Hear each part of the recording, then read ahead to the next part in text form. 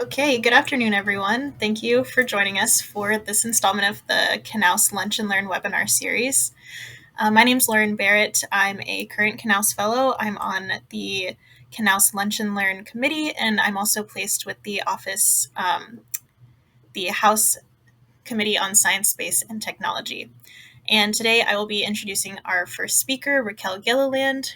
Raquel is currently working as the Knauss Fellow for the Oceanic and Atmospheric Research Front Office, as a program analyst to the Chief of Staff, and as a member of the Executive Secretary team for the White House Subcommittee of Ocean Sciences and Technology. Raquel received her master's degree in marine resource management from Oregon State University in October 2023 and will be presenting on her thesis research, which focused on utilizing cooperative fisheries research to better understand harmful algal blooms along the Oregon coast. And with that, you can take it away, Raquel. Thank you. Okay, great. I will share my screen here. And that looks good. Let's jump right in. So hello, everybody, and thank you so much for coming to my talk today. Today, I'll be talking about my master's thesis that was conducted at Oregon State University and focused on utilizing cooperative fisheries research to monitor and understand harmful algal blooms, aka HABs, along the Oregon coast. This project was funded and supported by Oregon State University and the Northwest Association of Networked Ocean Observing Systems, aka NANOOS. To start off, we're going to talk a little bit about some of the background on HABs and cooperative fisheries research. Then we'll jump into the methods of the project.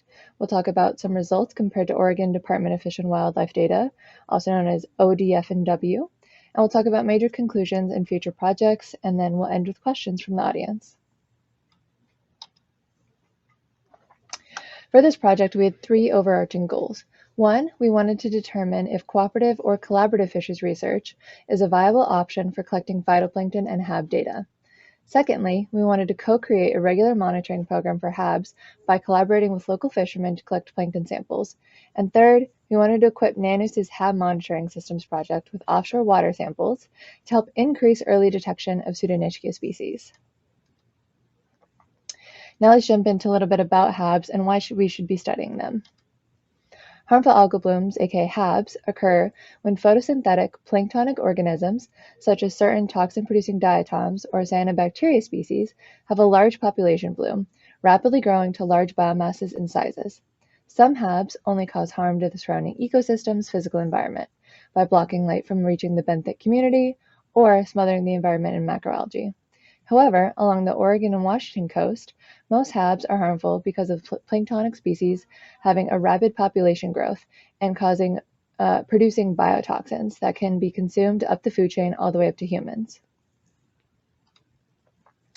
The main phytoplankton genus of this study is Pseudo-nitzschia, which has been responsible for episodically shutting down the Dungeness crab fishery and razor clam harvesting, most notably in 2015, when a Pseudo-nitzschia bloom occurred along the entirety of the west coast. There are about 58 known species of Pseudo-nitzschia, of which 28 have been known to produce domoic acid, which is a biotoxin. And there are at least 4 toxic species that have been found in Oregon and Washington. Specifically in Oregon, there are 2 major HAB hotspots, Stonewall Bank and Hecata Bank. These hotspots are places that are known to have episodically high biomass and toxicity of Pseudo-nitzschia species. The shallow bathymetry and retentive circulation of these areas may promote local upwelling and allow cells or biotoxins to accumulate offshore. This red box area here is where the samples in the area were taken primarily. So why should we be concerned with these HAB events? HABs create significant negative impacts on coastal communities. They create economic and cultural disruptions and disproportionately impact indigenous communities. Fishing is a key contributor to Oregon's economy. Economic data from the Oregon Department of Fish and Wildlife in 2019 suggests that the economic value of fisheries harvest within Oregon waters exceeds $160 million. The Dungeness crab fishery was responsible for about $67 million of that alone in 2019. Historically, the annual economic loss from extreme HAB events in the U.S. has been about $75 million per year, and a large portion of this comes from fishing closures. Along with the direct impacts on fishing income, HABs create hardships in the hospitality, retail, and tourism sectors for coastal communities. These negative impacts often last long after the HAB has subsided. Therefore, it's essential to continue developing the monitoring and predictive methods for HAB events. With accurate forecasting, managers can better be informed about their decisions and when and where to enforce closures. As the livelihoods and health of local communities and tribal nations rely on accurate management decisions, the best methods and technologies must be made available. One major product of NANUS is the Northwest Pacific HAB Bulletin, which provides an early warning system of HABs to coastal managers. Oregon Department of Fish and Wildlife collects phytoplankton samples from up and down the coast to monitor potentially toxic phytoplankton species and biotoxin levels. As you can see here on the slide, this is an example of one of the HAB bulletins. You have numerous areas where they've sampled HABs, and then you have a little bit about what is coming in the predicted days and what the abundances are going to be looking like. Now, my project aims to provide additional offshore data from a broader spatial range to add information and near real-time data to the PNW HAB bulletin. By collecting Pseudo-nitzschia species abundance data, this project adds additional ground truthing and details to the current monitoring projects. By collecting associated salinity, temperature, and geographical information on Pseudo-nitzschia species abundance, this project is adding to the ever-growing body of research that is eco-forecasting. Now, let's talk a bit about cooperative fisheries research and how it fits into this project. Cooperative fisheries research was utilized in this project for three main reasons. First, fishermen regularly go offshore to places that are not consistently sampled, filling an important knowledge gap spatially. Secondly, due to the negative impacts that HABs can have on coastal communities' economy, culture, and subsistence availability, it is important to include these impacted communities in research efforts and solutions. And third, there is a need expressed by NANUS for a long-term, large-scale, offshore HAB monitoring project that utilizes fishermen's experience and knowledge to collect offshore water samples. This project was utilized as a pilot study.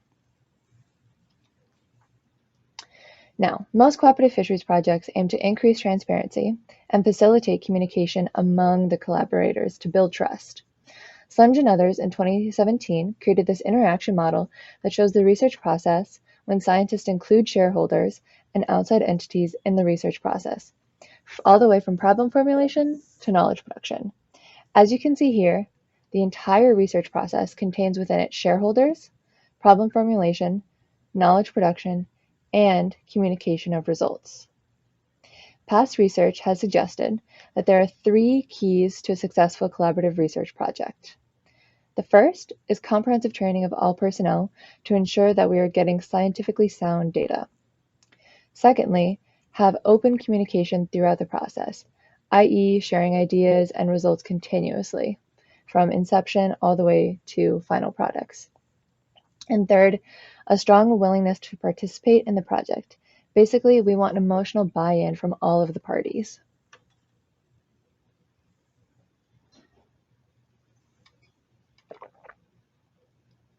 Now let's talk a bit about some of the research methods that went into this project.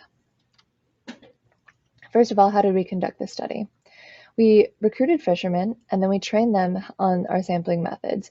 The fishermen collected water samples and environmental data on their own time, and we took these samples back to the lab to look at phytoplankton abundances, where we then layered abundance data with environmental data, such as salinity, temperature, and then we finished the project with a survey for the fishermen to assess the success of the project. All the fishermen that were recruited were based out of Newport, Oregon. Most sampling methods were conducted between Astoria and Coos Bay. This sampling area was a result of where the fishermen were already fishing. At the end of the summer, this is where they sampled these boxes. In post-processing, we broke up the larger area into north, central, and south. North is in blue, The central is in green, and the orange is in the southern region. These sections relate to the concurrent Oregon Department of Fish and Wildlife beach sampling efforts. As you can see here, we were also able to include these two known HAB hotspots that we've discussed earlier of Stonewall Bank and Hecate Bank within these sampling efforts. Fishermen were equipped with water sampling kits which contained all necessary tools to collect 4 water samples per day. Fishermen were asked to collect water samples on their own working time and use their judgment and discretion as to how often and where they were able to sample. Some fishermen were able to sample multiple days a week, while others were only able to sample a few times a month. At each sampling site, sea surface temperature and GPS coordinates were also recorded. Water samples were run through an imaging flow cytobot, aka an IFCB, from McLean Research Laboratories. Phytoplankton images were produced and were manually annotated into 7 taxonomic groups. Here on the slide on the left you have what the IFCB looks like, and then on the right you have some of the images that are produced by the IFCB. Now let's take a look at some of the data and what we collected. As you can see here, this map is showing all of our 287 samples that were collected throughout the summer of 2022 from June to October. As you can see through this project, we were able to get a wide geographic range of offshore data. The green dots represent Pseudo-nitzschia cells abundances that were well below any threatening threshold. Yellow are abundances that would call for more testing of domoic acid, and the red dots are those that would be considered high abundances by Oregon Department of Fish and Wildlife. And then also on the map is important to point out the beach umbrellas, which represent where Oregon Department of Fish and Wildlife currently conduct beach monitoring of HABs. As you can see, we were able to collect a lot of data over just one summer. Now, this is what our plot looked like for June and July 22, and also zoomed in a bit. As you can see here, we have yellow dots, green dots, and red dots. Again, representing yellow dots is medium abundances, green dots is anything well below a threatening threshold, and the red dots as threatening thresholds. And this is our data for August 2022. And as you can see, we don't have many, if any, red dots, but we do have green dots, which are fine, probably wouldn't conduct biotoxin processes on those, and yellow dots, which we would probably conduct biotoxin processes on. And this is September through October 2022, again, zoomed in. And as you can see, we were able to collect a lot of data from just one summer, and we only partnered with 6 fishermen based out of Newport. Now I want you to imagine what we would do with an entire fleet of fishermen and boats located through different ports throughout Oregon and even all the way up through Washington, year-round, that we could collect an incredible amount of data.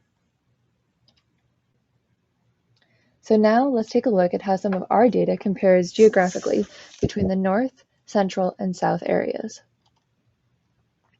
And just a reminder, the blue box is the northern area, the green box is the central area, and the orange box is the southern area.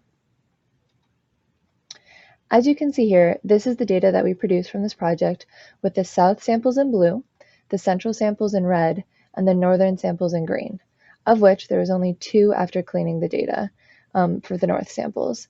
As you can see, the central samples had higher abundances in the southern and northern areas. There's quite a few hypotheses that I have on this that I would love to chat about if anybody wants to know more why. Here's the central cells abundances compared to Oregon Department of Fish and Wildlife cell abundances. Our data is in purple, and as you can see, the Oregon Department of Fish and Wildlife counted much higher abundances onshore than we did offshore. One hypothesis for this may be that there's more phytoplankton were being pushed onshore. They had more time to multiply and take up nutrients. Here is the southern cells per liter abundances compared to the Oregon Department of Fish and Wildlife cell abundances. Our data is again in purple. Conversely, the central areas previously shown, we had much higher abundances offshore than Oregon Department of Fish and Wildlife collected onshore. Again, there's quite a few hypotheses that I'm mulling through for this and would love any input if anybody has any. So overall for this project, we had 3 main questions that we wanted to answer. The first question is what environmental data correlates with seasonal variations in Pseudo-nitzschia species population abundances? In other words, can we use sea surface temperature and salinity as potential predictor variables for Pseudo-nitzschia species abundances? Many other studies have in the past have said yes, they are predictive. However, ours were conversely to most of that past research. We think that this might be because we did not account for a lag time for population growth as a response to these environmental factors. Secondly, I wanted to see if we could utilize IFCB-produced variables to derive cell counts. Although temperature and salinity may not be the best predictor of cell counts and abundances, various IFCB variables are a great alternative. The IFCB does not provide cell counts, but we can derive them from other variables and explain up to 76% variability in cell counts through these other variables. Therefore, the power of the IFCB is extremely valuable in HAB monitoring. Overall, IFCB variables that are measurements related to perimeter and blob length have the highest predictability of the number of cells. Yes, it is called blob length scientifically. Also, distributing the cells into thick and thin size categories during the manual classification step was shown to help in the predictability of cell counts.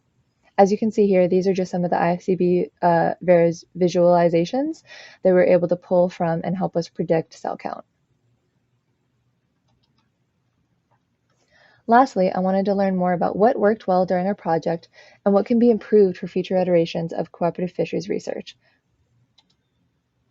To better understand and quantify the relationship between the fishermen and the research team on this project, a survey was created for the fishermen to give feedback after the project was completed for the 2022 season. Based on past similar cooperative fisheries research projects, we created a survey that was split into 4 main sections. First, we wanted to know about the overall experience was while working on the project. The second section of the questions were focused on gaining insight into the decision-making process for fishermen to participate, aka what costs and benefits did they consider before committing to the project. And the third section assessed how well the research team communicated throughout the process and what could be improved for future iterations of the project. Lastly, we wanted to know about the overall experience. Basically, what went well and what can be improved. The survey was distributed over emails and results were anonymous. We found 4 key takeaways from the survey responses. Number 1 is to establish clear lines of communication and communicate expectations to all parties. The second key finding was to be flexible in the research methods. Make sure they are sound and replicable, yet also both flexible enough to be not cumbersome for the fishermen to perform. Again, we're asking them to do this on their own time. And third, this is the responsibility of the researchers to share their findings with the fishermen during and after the project has been completed. The fishermen participating in these projects have a right to that knowledge property. The more we all learn from these cooperative fisheries research projects, the more likely they are to participate in future projects. And fourth, as a researcher, it is very important to recognize that you are representing all researchers in how you interact with your collaborating fishermen, and your actions will have an influence on how a fisherman perceive other scientists and future collaboration projects. I also wanted to note that the number 1 reason fishermen agreed to participate in this project is that they had an interest in a topic. If future scientists want to recruit fishermen, make sure that you're incorporating the applicability to their industry and focusing on why this research matters in the broader picture. Simply put, you want buy-in from your participants. 3 key takeaways from this project include 1. Cooperative fisheries research is a viable way to improve HAB monitoring by providing more frequent data from a broader offshore area. Secondly, the environmental prediction methods for HAB counts is currently sufficient alone, which the methods behind the PNW HAB Bulletin have proven again and again. However, the IFCB variables provide additional data that can be utilized as a robust alternative method for cell counting.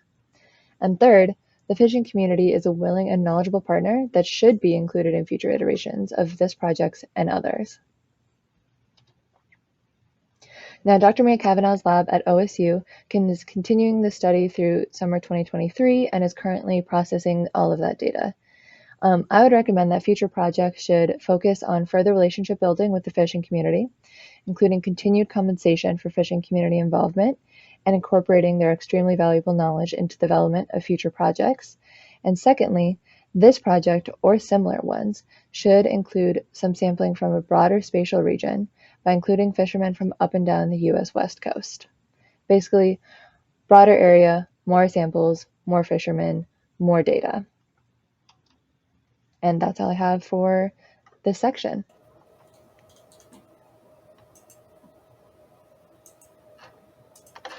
Thank you so much for your presentation, Raquel. This is Lisa, the host from NOAA Library. And audience, we have about 8 minutes to answer your questions, and we'd love to hear them. So please type them in the Q&A chat, which is on the right side of the screen, and I will upload them to just show them to our speaker. And remember that your first name will show up on screen with your questions, so you can ask questions anonymously. Just scroll down to the bottom and toggle anonymous. And if you choose this, know that you will not be able to follow up afterwards, after the webinar, because we won't know who you are. And one quick reminder, this is being recorded. I put the YouTube channel link into the chat, and I encourage you to share this recording later on with anyone who might not have been able to join us today. Depending on what coast you are, it might be very early. So we'll give it some time to see if we get any questions. I was actually quite curious about when you did share the results with the fisher community, how did you do that? Was there a website? Was there a presentation? Yeah, thank you so much for your question. We were only working with about 6 fishermen throughout this first pilot study. So we were able to just synthesize them into a couple of graphs and feedback, like short paragraphs. So that's how we shared it with them. And then we also invited them to numerous scientific conferences and presentations of this research. So that's how we were able to share back the information with them. Thank you. Yeah, it's really interesting. Are you working with any of the cooperative fishery communities that work with NOAA at all now that you're working at NOAA? So not yet. I would love to get involved in NOAA fisheries, and that is definitely something that I will be planning on doing, is conducting some informational interviews with some people in fisheries and getting to know more people over there. But right now I'm still getting my feet under me in the OAR front office. So Excellent. You just got a compliment in the chat from Kirsten. Amazing work. And I agree. So I'll give it another second to see if we can get any questions. And if not, we will move on to our next speaker. I have a question I could ask in the meantime while we wait for the Q&A chat. Raquel, I'm curious about your initial outreach to the fishermen. Is this something that you used established connections and lines of communication, or was it just sort of like a cold call? And if it was, how did you approach that, and how would you recommend that others could do that? yeah, so I actually did a little bit of both. So I worked with a couple of Sea Grant extension agents actually, based in Oregon, that have already done some work with fishermen in the region and cooperative and collaborative fisheries research. In particular, Dr. Flaxen Conway was a great resource and liaison to get me connected to that community. And then I also did go down to some of the fishing docks and just wait for people to pull their boats out and ask them if they were at all interested in working on a cooperative fisheries research project and then building a little bit of that rapport.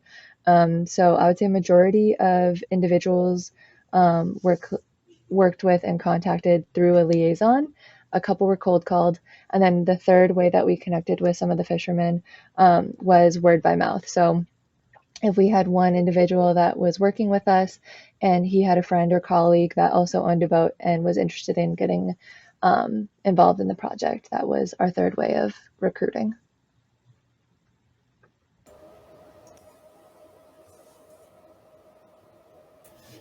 Okay, thank you everyone for attending today's Knauss Lunch and Learn webinar. Our next webinar will be on July 18th at 12 p.m. Eastern Time. So we look forward to seeing all of you there.